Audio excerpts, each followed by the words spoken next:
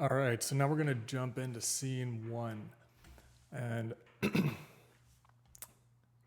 let's see what we got here. So I got all 13 scenes here. I just dragged and dropped scene number one right in there. And I just said, here's scene number one, thoughts. And here we go. Your opening scene, London firebombing detection. Now that's just a descriptor. It's not really a title.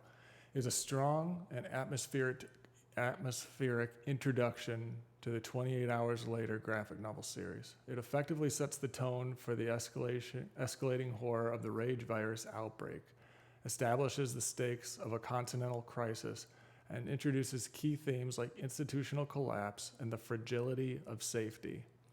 Below, I'll provide detailed feedback, highlighting strengths, identifying potential flaws, and offering suggestions for refinement, keeping in mind blah, blah, blah, blah, blah. Now, I gotta say, this is pretty, comprehensive. It's pretty comprehensive. Just in the work that I've done, well, let's see. So here's Claude. I gotta, hold on.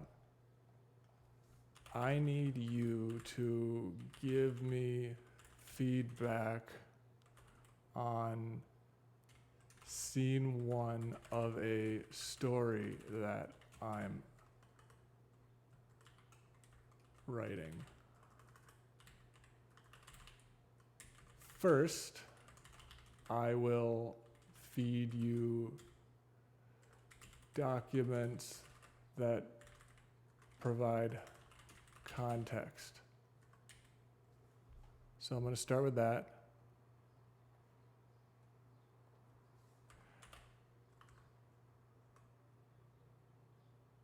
So we'll start with that. We're just going to compare. So that's, no.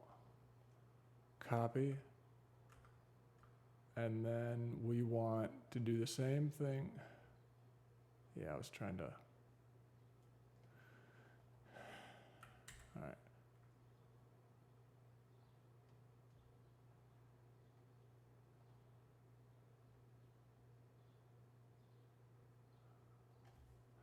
Here you go. Here. So that's blah, blah, blah, blah, blah. Got all that. Got that. Okay. Here's scene one.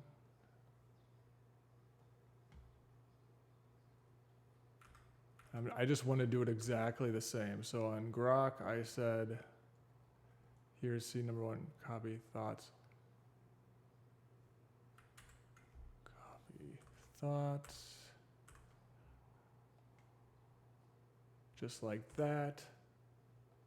And just like that. Boom. All right. So Grok is already done. We'll see what it comes up with.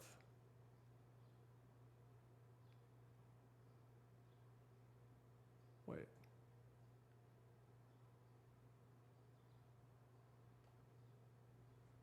Well, it looks like it's done.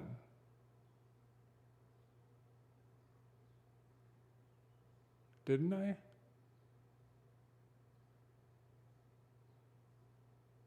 Oh, you cannot directly access uploaded files. Oh. Okay, fine.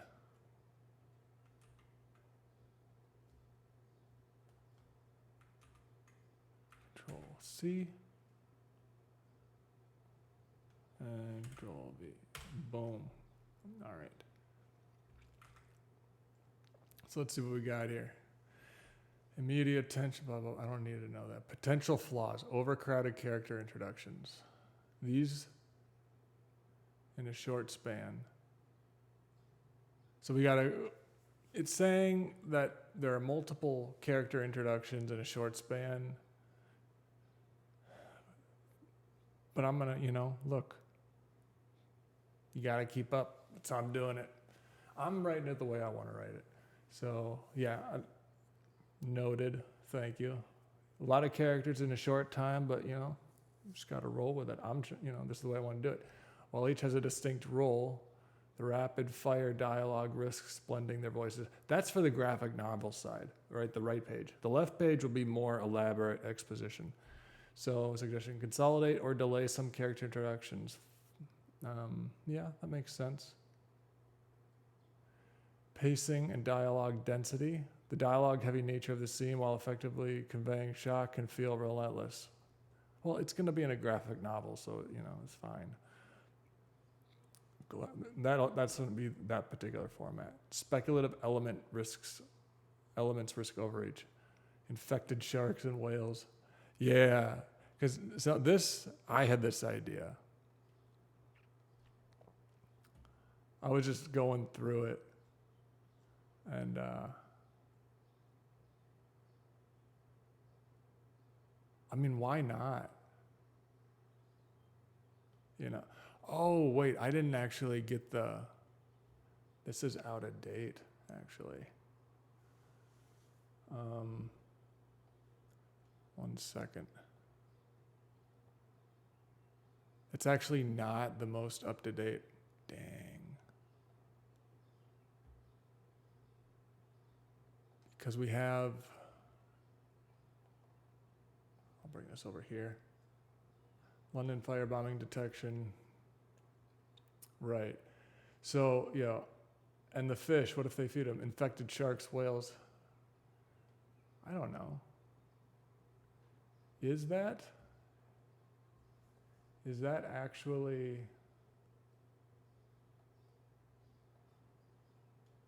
Is that actually a problem?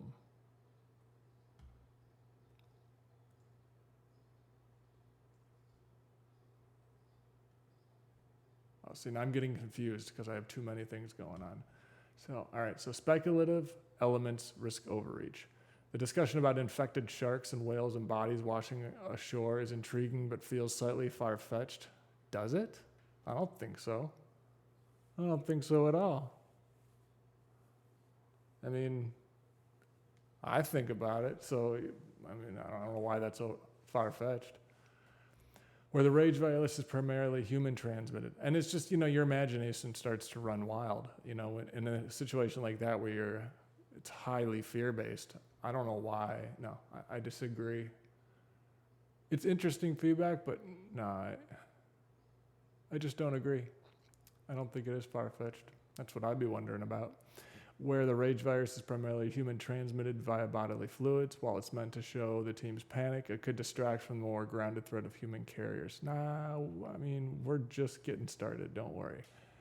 Clarity of the hybrid format's execution. The scene's text reads like a script with detailed dialogue and action descriptions, but it's unclear how the left page text and right page panels will interact. Yep, that's my job. You don't need to worry about that. Don't you worry, Grok, we got it. We are on it. Limited emotional depth for characters. While the team's collective horror is well captured, individual characters' emotional arcs are underdeveloped due to the scene's brevity. True. So that's something we're gonna have to work on. So it's part of the job. Garrison's call to his wife is a strong personal moment, but others feel like vehicles for dialogue rather than fully realized characters. I do kind of agree with this. A lot of the dialogue as it is, it's really just like a guideline. I just sort of slapped it together quickly to get the general ebb and flow. The line of conversation going, like what points do we want to cover? And then the specific choice of words and how we actually, what the final draft is, it'll be different. But right now it's more like I want to cover these points. And then the specific, massaging out the specific language, that'll come in time. So, deepen one or two characters' emotional stakes. For example, give Dubois a personal connection to London. Yeah, okay. Timestamp integration could be, yes. This has been one of the hardest parts, just because I've been sort of all over the place, so I haven't really had time to really deal with the timestamps. So yeah, we're gonna have to. That's one of the harder things, and that's where AI is really helpful. Is watching and keeping things like that under control.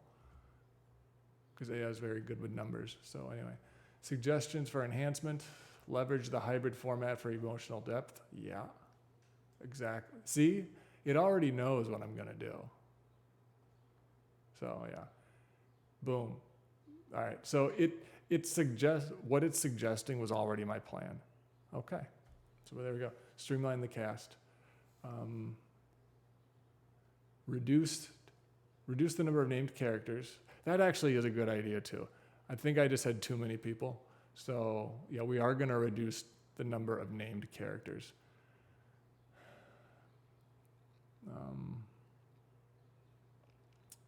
Enhance visual opportunities. The right page panels have strong potential for cinematic visuals. Consider sequence. Well, yeah, that's the whole point. Ground speculation in virus mechanics. No, I mean, it's just, yeah, I don't know. I don't know, man. I kind of think it's funny because it's like, I had this idea. What does it look like when a killer whale what does it look like when an infected killer whale attacks a yacht? I gotta be honest, I kind of want to see that. What does it look like when infected birds attack a rich man's helicopter? You think about that. You got like this rich executive. He's got his helicopter on the helipad right above his, 80th story penthouse office, right?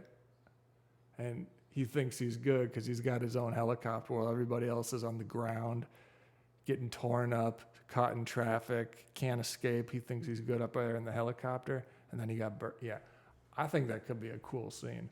What does it look like when infected wolves attack a mansion? So it is a departure from what we're used to, but I mean, if you watch 28 years, they showed a pregnant zombie. Well, that implies, zombie sex. So they're already going off the rails because now they have brought into the lore that these rage virus zombies are having sex and reproducing. So they've already gone off the rails. And so, when I talk about like a killer whale that getting infected because it eats a corpse and then attacks the yacht, I don't know. I feel like that's a lot more plausible, in my opinion, than rage virus zombies like having little situationships. Anyway, enhance visual opportunities, ground speculation in virus mechanics, add a cliffhanger. Well, this is scene 1, friend. Although a cliffhanger for scene 1, maybe let's see what it says. End of the scene with a stronger hook to transition to scene 3. For example, as Martin reports to Eurocontrol, Hab Dubois interrupts Sir, new contact. Yeah, that makes sense. Yeah, that makes sense. That's a good idea. That's good feedback. And it makes, it works well with everything else that's going on. All right. Hybrid format example for scene 1. Left page. Oh, so here it's giving me an example. Well, this is like one paragraph, but we have a whole page, so we need a few paragraphs. Here's a sample breakdown of first spread. All right, at 0630 hours, the French air traffic control room froze. Garrison, a former NATO controller, recognized the infrared blooms for what they were. Not wildfires, but deliberate firebombing. Yeah. So stuff like that. And panel 1, 2, 3, yeah. So it already kind of knows what I'm going for, so that's cool. So final thoughts. It's a gripping opening that effectively establishes the stakes, leveraging the rage virus's terrifying speed and the franchise themes of collapse. Its strengths lie in its tense atmosphere, but it could benefit from streamlining characters. True. I think I do have too many characters. But we got Garrison, Leroux, Dubois, Moreau. Yeah. Yeah, we could do with fewer. That's true. Garrison and Dubois. Yeah. So that's good feedback. All right. Let's see what Gemini said. Thank you for sharing C1. The scene effectively sets a grim and urgent tone, immediately plunging the reader into an escalating crisis. Here's my feedback. Overall impression. The scene is a strong opener, quickly establishing the horrifying reality of the London firebombing. Okay. The dialogue feels authentic, and the reactions of the air traffic controllers create a style of palpable sense and shock and dread. Consistency. It aligns perfectly with the establishing timeline. Rage virus threat. Garrison's quick deduction that the virus, its escape containment, immediately ties the scene into the core premise of the story. The implied scale of the outbreak requiring such drastic response reinforces the lethality. The scene vividly portrays the 24-hour national crisis concept, the rapid progression from a weather satellite anomaly to the realization that London is being incinerated. Hybrid format adherence. No Google. The right page.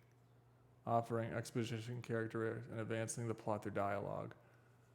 Right page visuals to consider. As per the creative development summary, your series uses a hybrid format with right page standard graphic novel panels for immersive visual storytelling. To further leverage this, consider the specific visuals that would accompany, for example. Yeah.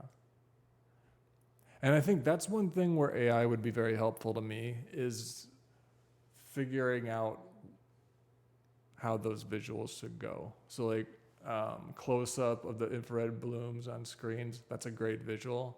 And that's something where we could use AI art. I'd love to work with an actual artist, but we'll have to do like a Kickstarter or something to raise money for that. Until I can do a Kickstarter or some other way of raising money to hire a real artist, I'm gonna have to use AI.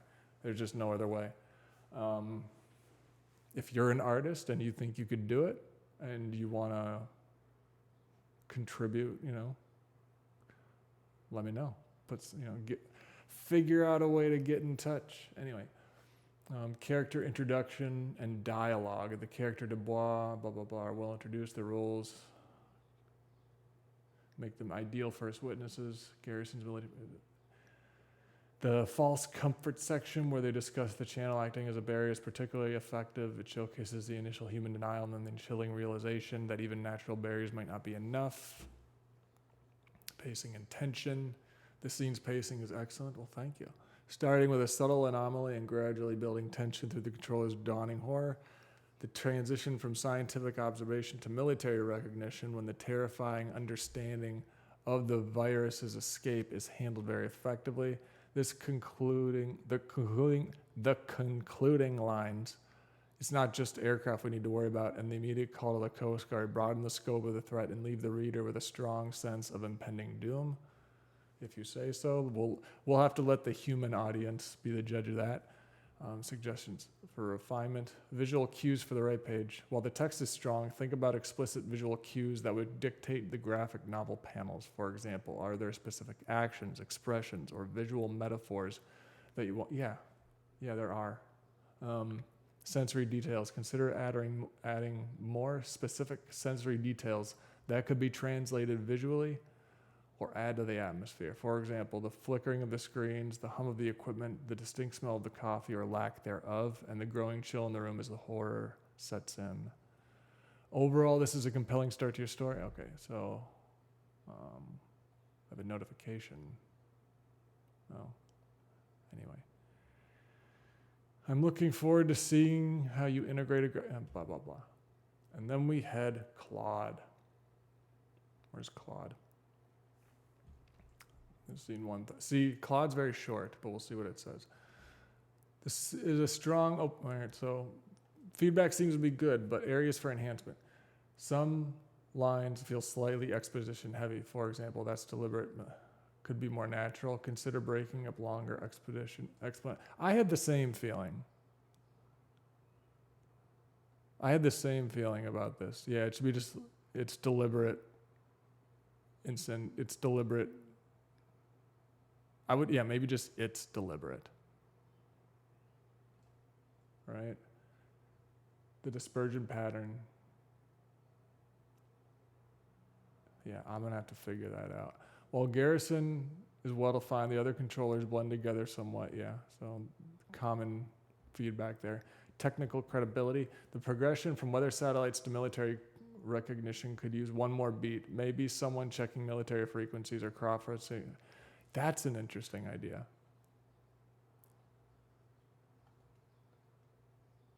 What do you... Give me some ideas for how to implement the following. All right. So we have technical credibility, emotional beats. Garrison's phone call is excellent, but consider adding one more personal moment to ground the horror in human terms. Interesting.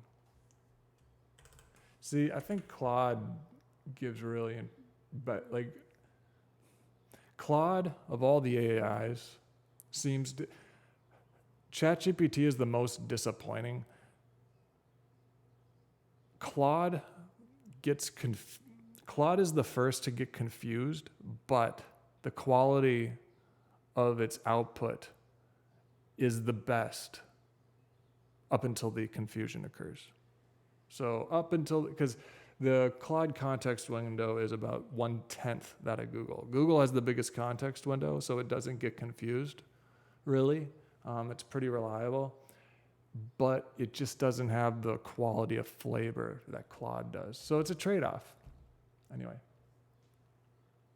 Emotional beats, specific suggestions. Strengthen the false comfort section. The discussion is good, but could be more visceral. All right, so I want to know what it means by that. What do you mean? Add a beat about protocol failure. Maybe they should try. Yeah, perhaps panicking. Oh, I kind of already have an idea about this one. Consider ending with a more ominous note. Yes, that's another thing that I think, that was another common note, right? The cliffhanger. And let's see what it says. So overall, I think Claude gave me the best feedback, so I'm going to run with that. So we'll close that. Where did you go? All right. Wait, all right, so technical credibility, Dubois. Wait, let me check the NADM database, searching for scheduled military exercise. No active military, UK sector. There's nothing scheduled, no exercises, that's interesting. What's the NOTAM database? NOTAM. Let's ask Perplexity. What is the NOTAM database?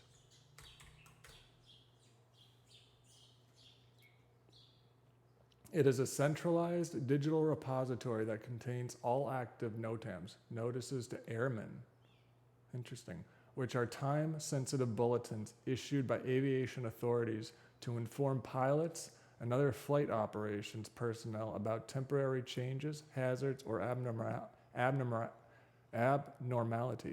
in the National Airspace System, NAS, or specific aerodomes.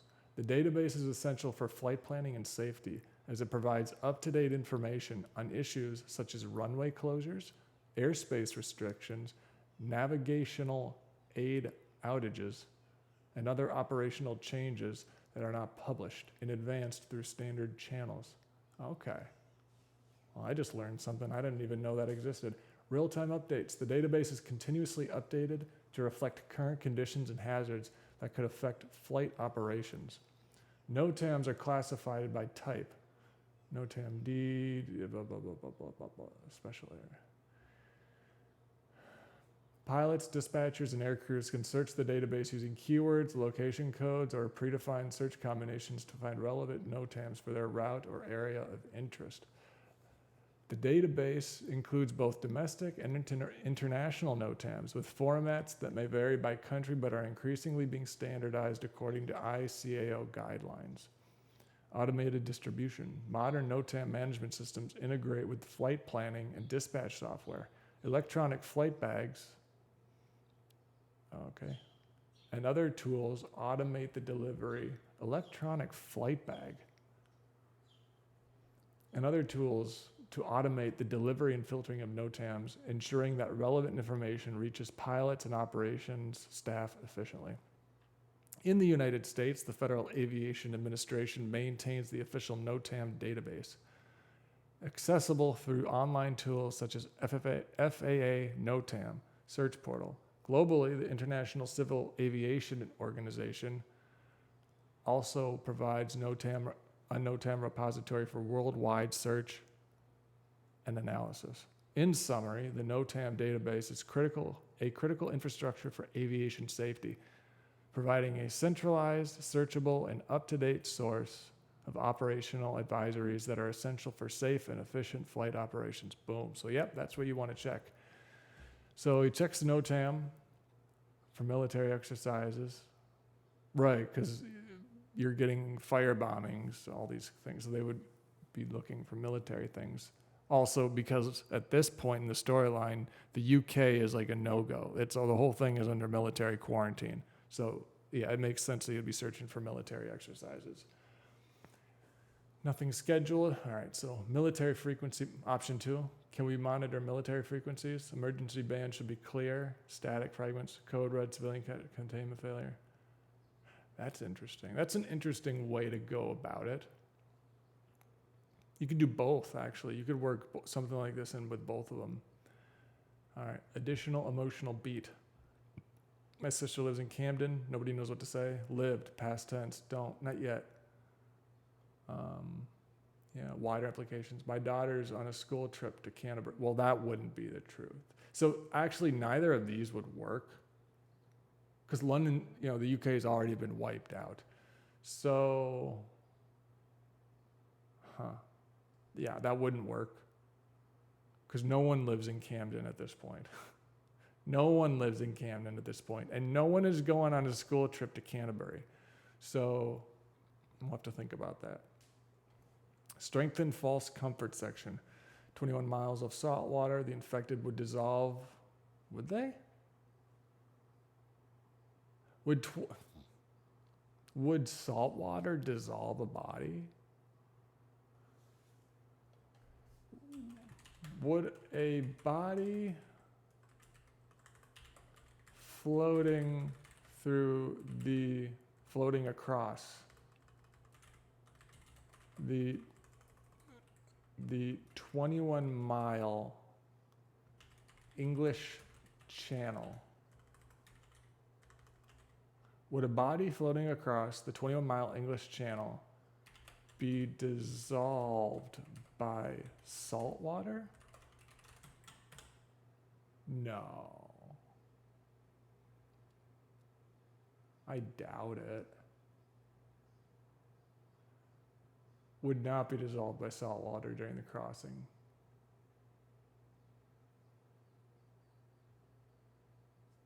Human decomposition in salt water occurs more slowly than in fresh water, largely due to the preservation effects of salt. The typically lower temperatures and reduced microbial activity. The English Channel's water temperatures range between 39 to 72 in late summer, with typical summer temperatures between 59 and 66. In such cold saline conditions, decomposition is significantly delayed. Yeah, so Claude got a little creative there, interesting, but that's not true. And if you remember what I said in the last video, logic is key. So that doesn't play. No. Are there sharks in the English Channel? Are there sharks in the English Channel or surrounding areas? That really matters. I mean, you have people that swim across it. Yes, there are sharks in the surrounding waters. Over 40 species of sharks are known to inhabit UK waters, with about 21 species considered permanent residents. Dang, 40. I didn't know there were 40 types of sharks, but they got 40 just around the UK. That's crazy. All right. While some large species are present, no species known to be dangerous to humans has ever been recorded attacking people. Okay. Well, that's interesting. I wonder. Because in this situation where it's infected, there would be blood. I wonder, do sharks always attack a source?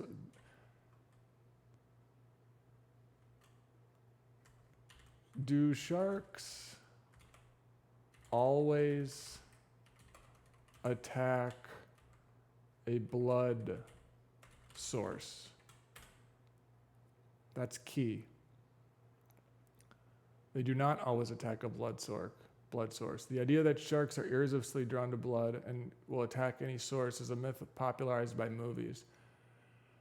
Sharks are far more attracted to the scent of fish blood or bodily fluids from their natural prey than to human blood. Oh. Human blood does not provoke the same response. Experiments have shown that sharks show little interest in human or mammal blood compared to fish blood. For example, when fish blood and human blood were released in the water, sharks overwhelmingly approached the fish blood source, often ignoring the human blood. Interesting. Okay. So there you go. So my own idea, I still think it would be hilarious to have a yacht getting hit up by like a big whale. That's the thing where I have my rule that it has to be logical and scientifically accurate. But if the scene is sufficiently cool and entertaining, can we, do we give ourselves permission to break the rules? That's the question. We'll have to think, because, you have to consider there's a balance in act, right? Like, you have to balance logic and science with entertainment value. So you have to thread that needle somehow. I'm going to have to think about it. But this is good to know. I actually didn't know this. Sharks' interest in blood is situational. Even with fish blood present, sharks may not respond if they are not hungry or otherwise uninterested at that time. Other factors matter. Splashing, movement, and the presence of injured or distressed prey may also... And the presence of injured or distressed prey are also important in attracting sharks. Blood alone, especially human blood, is not a guaranteed attractant. Well, splashing... the infected would definitely be splashing. We know that from 28. But then again, they didn't really I don't think they could swim. That's, I think, the main issue. The infected wouldn't be able to swim far enough out to a sufficient depth where they would be vulnerable to sharks. So then the issue, the thinking I was having there, the logic is that, they basically drowned themselves and now they're just floating. But if what we've learned here is that sharks aren't necessarily attracted to the blood, that doesn't necessarily work. So anyway, either way, infected wouldn't dissolve in salt water. What if they're in cars, trucks when the tide goes out? What? Strengthening false. What if they're in cars, trucks when the tide goes out? What are you talking about? Am I missing something? What if they're in cars and trucks before the tide goes out? All right. I don't know what thousands of vehicles could wash up on our beaches.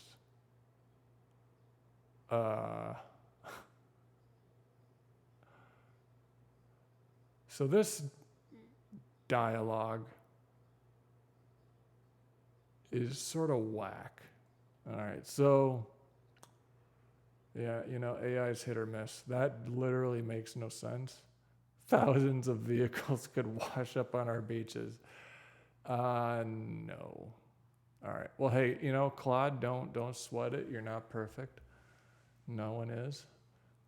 You were made by man, and that's why you'll, never quite be perfect.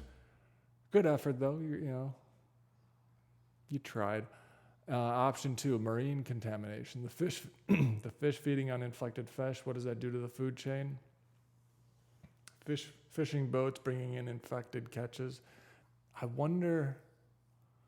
Because the UK was wiped out, so you wouldn't have any fishing there. But yeah, you gotta wonder. Mainland Europe. Like, what about the Netherlands? Are there any, or Norway and Scandinavia? Are there any fishing operations out of there? Maybe. All right, so ominous ending. Computer soft beeping from radar station, unidentified contact bearing 290 from London sector, affirmative, low altitude, no transponder. It would have transponder because it's military. Direct coast for the French course, everyone's staring. So yeah, this kind of thing does work. That's actually kind of how scene 3 opens. So it definitely makes sense to leave a hook at the end for scene 3. Emergency frequency comes alive, mayday, mayday. Signal bring up, silence, the birds. Okay. Massive flocks fleeing south from the channel, they can sense it. That would be sort of interesting. That would be interesting, but that would take some time, right? Because the English Channel's pretty long. Yeah, it would be cool to have this a scene with this, but if you just think about the timeline, by the time the birds would get within their view, it wouldn't be, the tension would have already peaked, so we just wouldn't have the same impact. So that's good. There's a lot to think about there. Let's see here. Okay. So, yeah, this is scene 1. I wonder how many pages do you think this would be? Given the format of given the hybrid format of the book I'm working on. Given the hybrid format of the book I'm working on, how many pages do you think are needed to... How many pages do you think are needed for the graphics and visuals? I'm not at all limited. And I would prefer to use as many as are required rather than come up short and not do enough. Just curious what it thinks.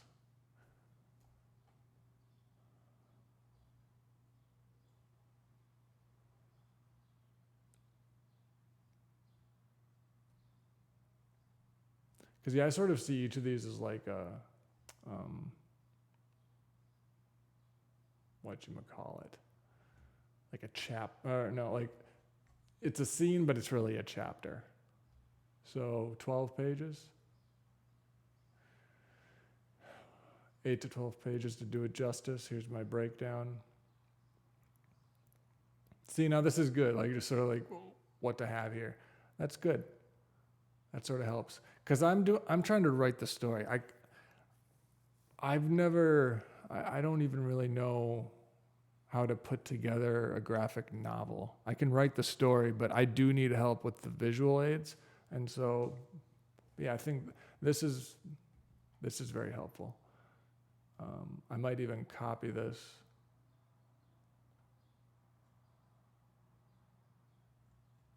And just paste that in here.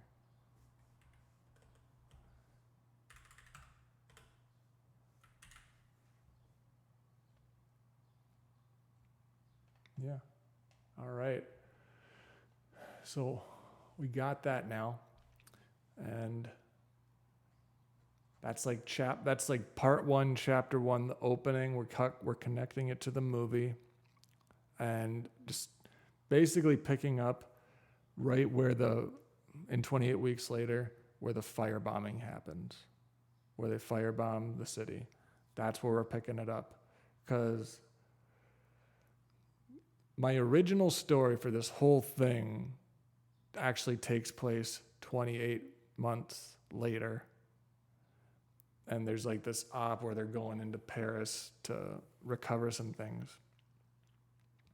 And then just as I was working on that story, there were all these questions that I had to try and think of. And just working my way back, trying to piece the logic together so that the story beats make sense and aren't just off the rails, like randomly making stuff up. I got to tie it all the way back to the firebombing scene in the movie. So that's where we're picking it up. And then, you just start at the end and end at the beginning. And yeah, that's where we're at now. So we're ending at the beginning, which is the firebombing scene. And we're going to build this whole sequence of events and this whole storyline all the way up until, let's see here, we go back.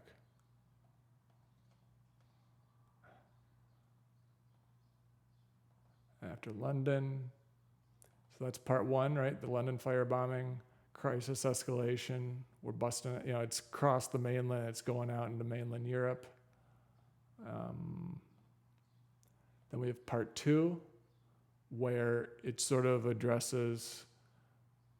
So part 1 is how it gets from London to mainland Europe. Part 2 is, and it gets.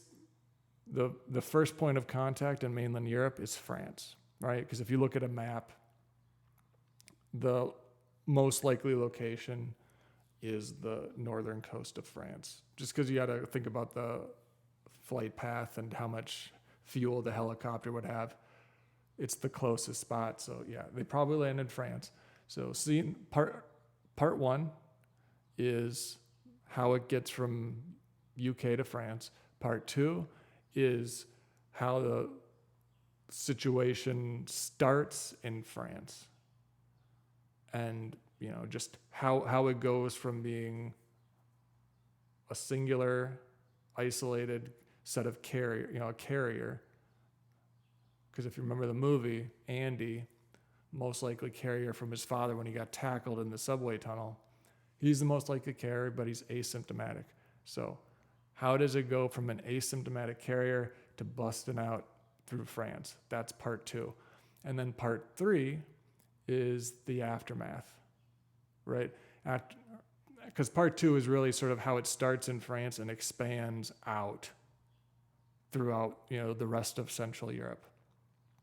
And then part 3 is sort of where there's some degree of stability that's been attained. Some of Europe is lost.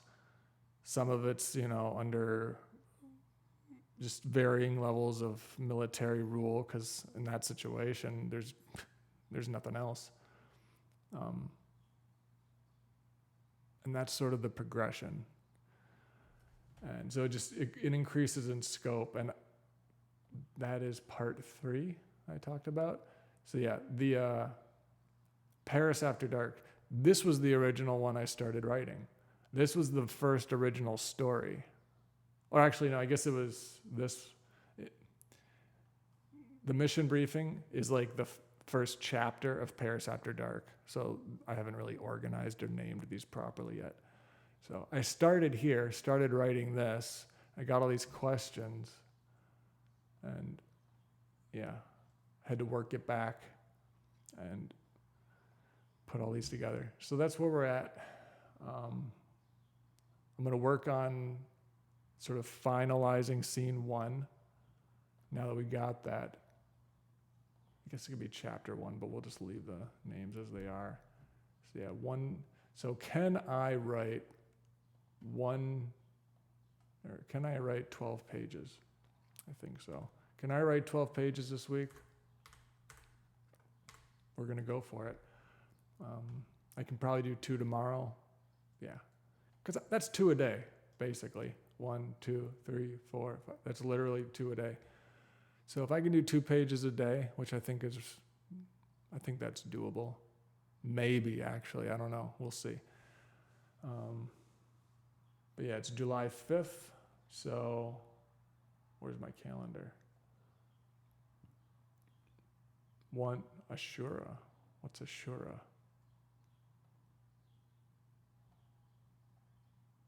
The exact date of this holiday is difficult to predict.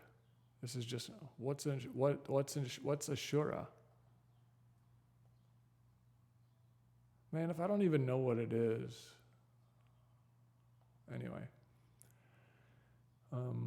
1, 2, 3, 4, 5, 6. All right. Yeah, so that's a good challenge because I haven't actually had to discipline myself really yet. But if I want to get this done in a reasonable amount of time, I'll have to discipline myself. So July 5th, we'll work on pages 1 to 2 tomorrow, which is July 6th. And we'll see if we can knock this out by next Saturday or Friday, I guess. So I'm going to leave it there. We'll check in next time.